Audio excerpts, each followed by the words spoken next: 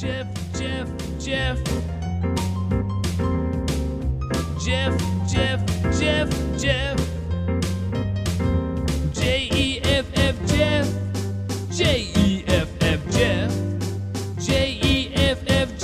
Jeff, Jeff. Jeff Stein is our national and presidential expert, noted author. You'll find his books at your favorite book retailer, as well as also totallyiowa.com. The Iowa Business Report, the Iowa Politics Report, come to us from his mothership, KXEL Cedar Falls, Waterloo, Iowa, where he is joining us today. Hi, Jeff.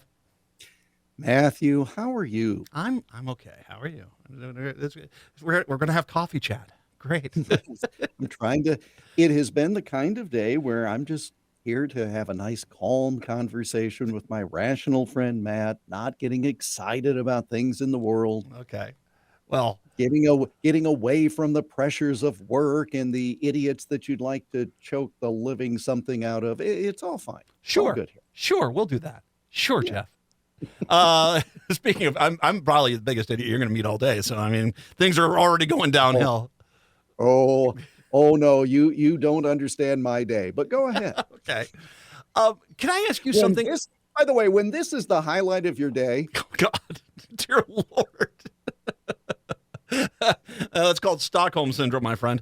Just saying. So can I ask you, okay, I have had some people who I know who are conservatives who work in state politics a little bit. Mm-hmm. And they have made a comment to me, which is really, well, I guess it's not surprising, but it is still to a point, like, really? And that is that they have yet to see anything in some of these areas from the Trump campaign itself, that the Trump campaign is not on the ground. It's not that there's always advocates. And obviously, if you say you're a Republican senator from a district or his campaign manager, you're running a Senate district office, you're on board with Trump in there. But there's always Trump people, that there is the actual campaign presence itself. And as one person told me, he goes, I don't know who anyone in it. I don't have any phone numbers. I have not seen anybody. And I haven't even gotten any press releases or anything. And now this was, to be fair, not the smallest county in Minnesota or smallest district, but not, it wasn't a major city. It's a mid-level city. But he still was kind of surprised because this is their base and he hasn't seen anything. Are you seeing anything like that as well down there in Iowa? It is a disorganized mess, and it has been really for a year. And here are a couple of examples. Last August, so just before Labor Day, after the state fair where all the candidates showed up. Yeah. Our radio station invited all the candidates to come and meet listeners at a picnic, and a number of them accepted. Okay, great. We had no way to contact the Trump people. I mean, I had some email addresses, nothing. I had a couple of text numbers given to me by national radio hosts of high up Trump people. I sent texts. I get a response, and then I get ghosted.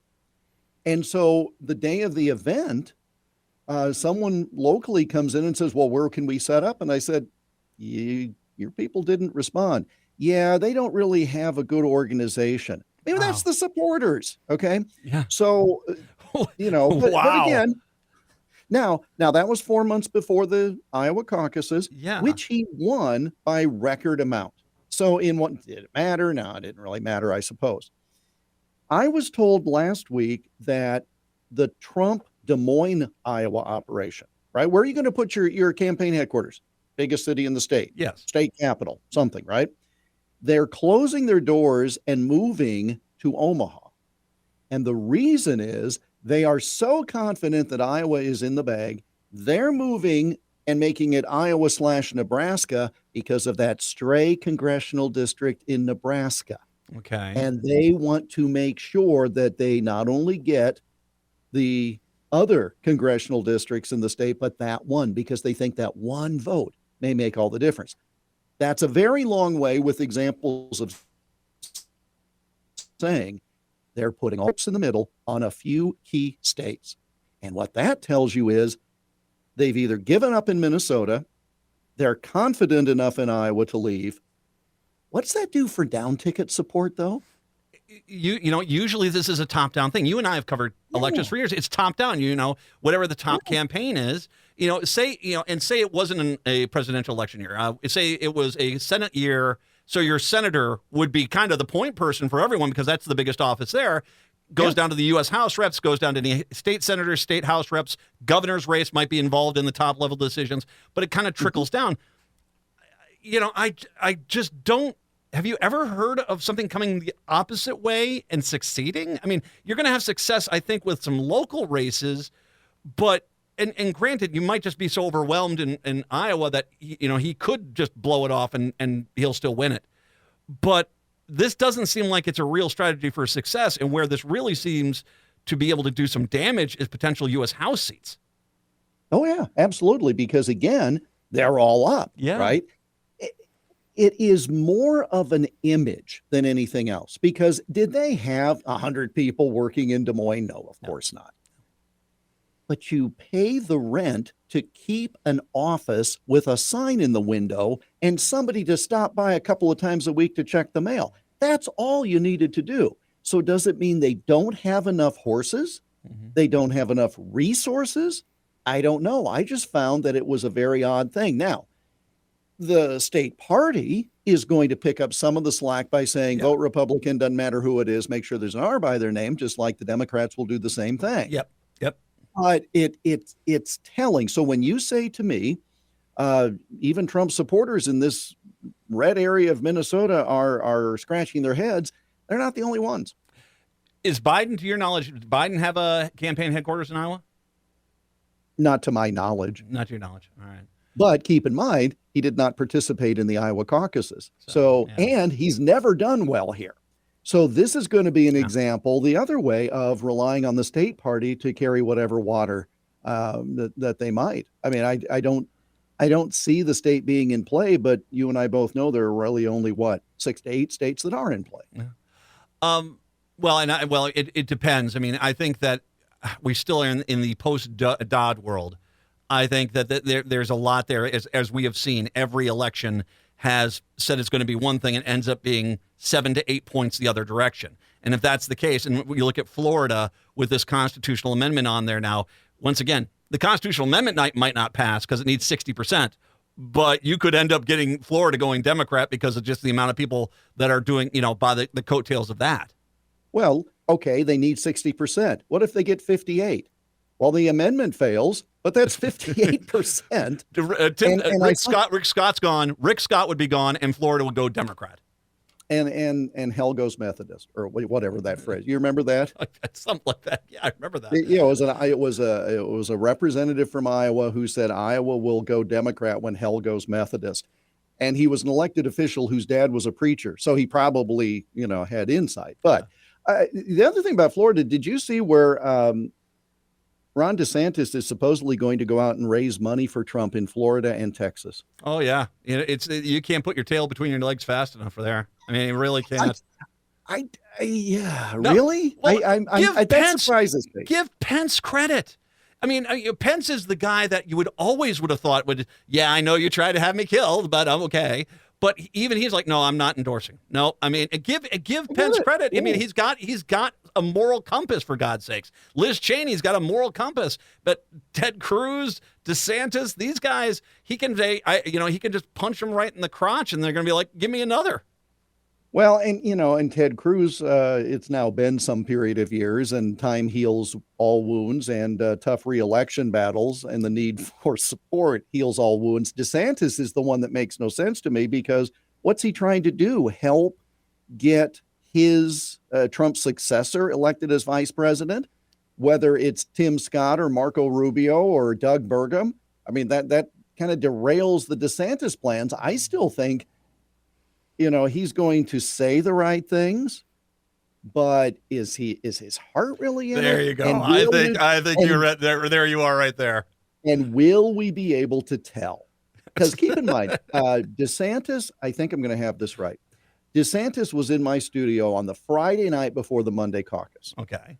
There was no chance. I mean, that was the point where he was going to be lucky to be in a tie for second, right? I mean, people were thinking he was going to finish third. the wind was a little out of his sails that evening. I mean, he was going through the motions. He was doing what he needed to do, but there was just something a little lacking. Do you really think he's giving a full-throated endorsement of Donald Trump in Texas? No. I mean, he's going to come back. No. He's going to come back to Trump's office and said, "I got $46 for you," and there you go. And 2 bus tokens. And There 2 you go. bus tokens. You're welcome. That's what it's going to be. All right. I got a coupon from Kohl's. You can use that. Well, those are with your good 30% coupons. So off. those are nice. Don't discount that. All right. I have plenty myself. You can buy bulk red ties. So we have to talk Nebraska, Maryland, West Virginia. Now, West Virginia is its own little nugget over there. It was still, though, 10 points. Trump did not win that race by 10 points. Biden, this guy that won America Samoa, did a decent showing, but Biden still won. But that's West Virginia. But once again, I want to get to Maryland and Nebraska. You and I, after we'd mentioned Indiana, I had people come up and say, well, Matt, that's because Indiana was an open primary. The Democrats did that. I think, by the way, that whole notion, I mean, it's hard enough to get people to vote, let alone do a conspiracy vote. I don't think that happens nearly as much as people like to think it does. Both states, Trump lost 20% of the vote. Maryland, Nikki Haley, particularly out in the reddest districts, he basically lost a lot of support there. And Nebraska, 20% in Nebraska. That is not exactly borderline Republican territory. Once again, we are seeing this 20-point defection from him in the primaries. And you and I have said, without a doubt in my mind, most of those people will go back to the fold come the election. But if 5% of those voters stay at home, he is going to get destroyed and the Republican Party is going to get wiped out. And that is just a reality that has to be factored in, because I'm just now starting to see, hey, we've had a lot of states where he's lost 20% of the vote, even though Nikki Haley's been out for 2 months. And yet here it is. There clearly is an anti-Trump element of the Republican base. I'm not going to go so far as to say wiped out, but they'll lose. Oh, yeah. I mean, I'll grant you that. Well, the House, when I say wiped out, that does sound pretty dramatic. It's not going to be 1932, 1930, but it will be, the House will go Democrat, the Senate will stay in the Democrats' hands, and Joe Biden will easily win the White House again. Oof. That was Matt McNeil. The views expressed by Matt McNeil are those of Matt McNeil. And damn right they are. Damn right they are. Not those of any clear-minded individual. Wow. But no, if you, okay, Rick Scott would be gone. Nikki Haley. Okay. Look what Nikki Haley did. She held a thank you event for her donors, contemporaneous with these primaries, and at no point mentioned Trump. Yeah. Okay, that's important. Look at Maryland. This is the important one. Who won the Senate primary on the Republican side? Larry Hogan. Yeah, Larry Hogan. I actually like Larry Hogan a lot. And because of that fact, how do you see Trump and Hogan on the same ballot in that state? I think there's going to be a lot of people voting for Hogan, but not voting for Trump. And that's the trick. Yep. Okay, if you're the party, you're going to sort of have to make a choice, aren't you? Yes, in terms of your emphasis. That's a long-held blue seat. You've got the guy who thought about running for president, Hogan did, as you recall, and then decided, no, let's try that Senate thing. If they can hold on, if they can flip the Senate seat, that's huge, but you're not going to see them at rallies together. No. And the Nebraska one, now you know why they moved the Iowa operation to Omaha. Because they're afraid of enough defections that they're not going to sweep the electoral votes. And they need every single electoral vote. Both sides need every single electoral vote they can get. But you and I, okay, so I'm talking 5 points. If 5% of the Republican Party does not vote for Trump and Republicans or just stays home, that's big trouble for the Republican Party. And that will keep the Senate in Democrat hands and such. That's still not factoring in this mystery 7-point or more swing since Dodd. In all these elections where women have been showing up more and more. Now, will it play out into November? I don't know. So far, it hasn't shown any signs of wavering. But it just depends on how many states are going to have a referendum, an amendment, some provision like Florida, right? Mm-hmm. You're right. In the post-Dobbs era, this has been horrible for Republican politicians. They have no message on it. And there's been no electoral strategy, and it's been proven out.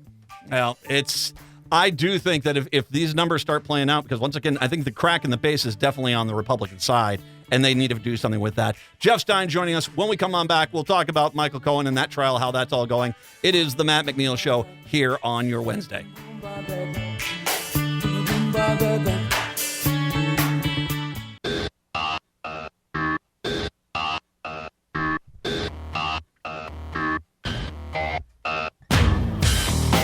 Broadcasting live in the evenings on WCPT 820, Chicago's Progressive Talk, and in the afternoons on AM 950, the Progressive Voice of Minnesota. It is the Matt McNeil Show. Jeff Stein joining us to talk presidential politics and stuff, and obviously Trump in New York City here. I'm somewhat, I don't know, you've got more of the law pedigree than I do, but I think the prosecution did a very good job at basically saying, this guy's a jerk. Let's just get it out of the way, set it up in advance. Because when the cross-examination of Michael Cohen started yesterday, I thought, okay, these guys are going to destroy him. But by the end of the first half day of the cross, people are like, this is boring. Where is he going with this? He doesn't seem to have any focus here.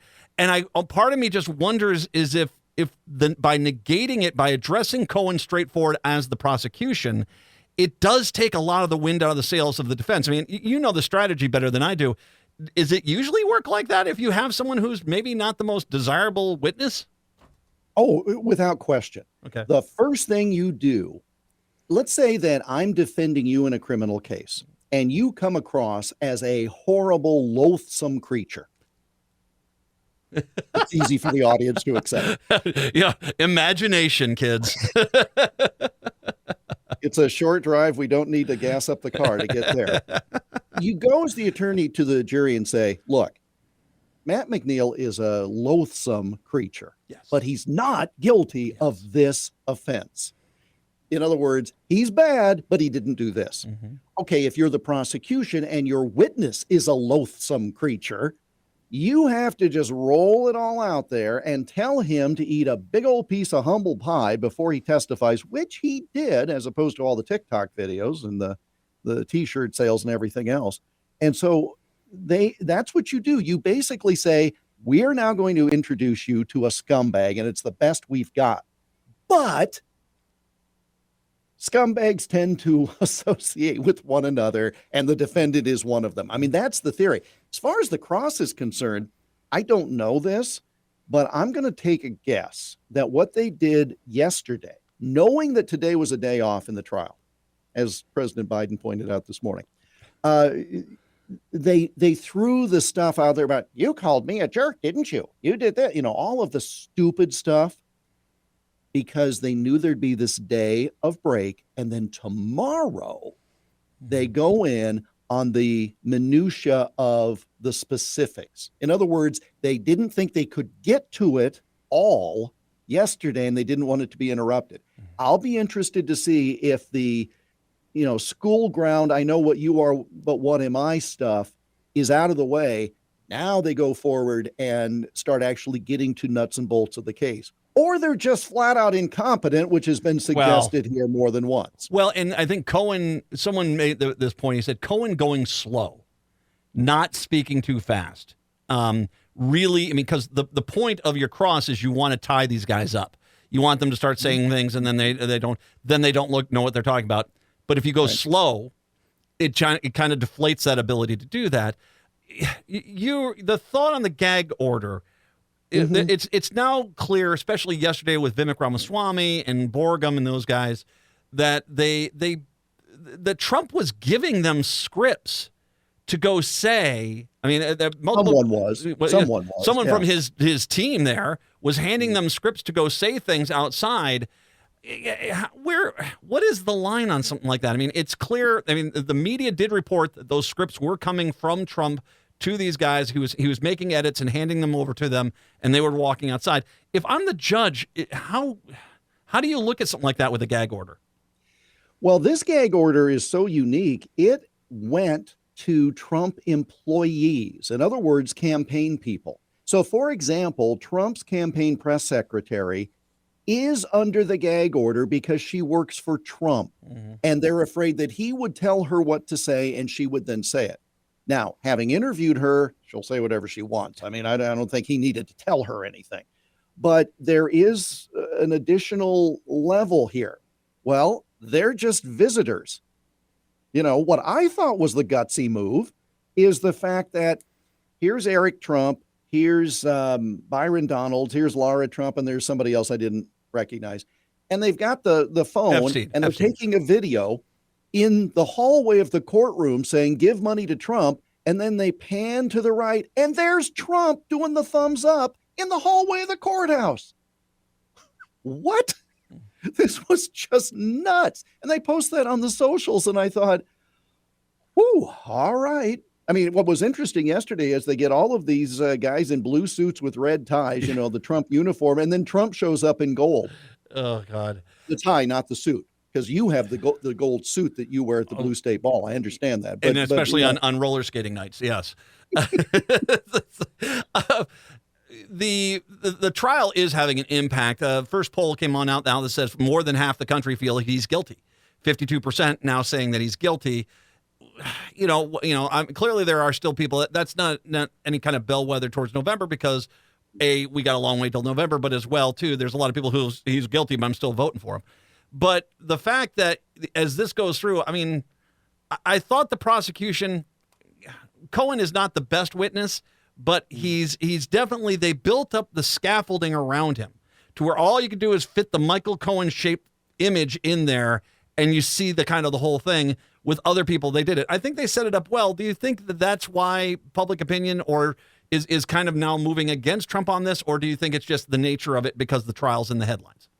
Well, the prosecution's case is up. Trump has not begun a defense, and so it always looks worse. That's number one. Number two is everybody keeps calling it a hush money case. He's not charged with hush money. That's not illegal. So when you say, is he guilty of paying hush money? Nobody's disputing that in court, including Trump. It's a documents case, and it has to do with having deliberate intention to commit fraud. But again, to your point, we kind of knew he hung around with porn stars before the first election, and it didn't matter to a majority of those in the Electoral College. Well, but they clearly, one of the things that's laid out here is they clearly did not want this coming out until after the fact. I mean, that didn't come out until 2018 or so. So, you know, Sure. they did bury it out. He's not dumb enough to go on the stand, is he? Yeah, he is, but I don't think he will. I think he will get destroyed. He will. That will be the biggest mistake he could make. I'm going to imagine his lawyers are just going to be pulling on that gold tie. Get back here. You can't enforce a gag order if he's under oath. Of course, Jeff Stein, once again, the Iowa Politics Report. I'll post it later. Chicago, have a good one. Minneapolis, St. Paul, hour 2 up next.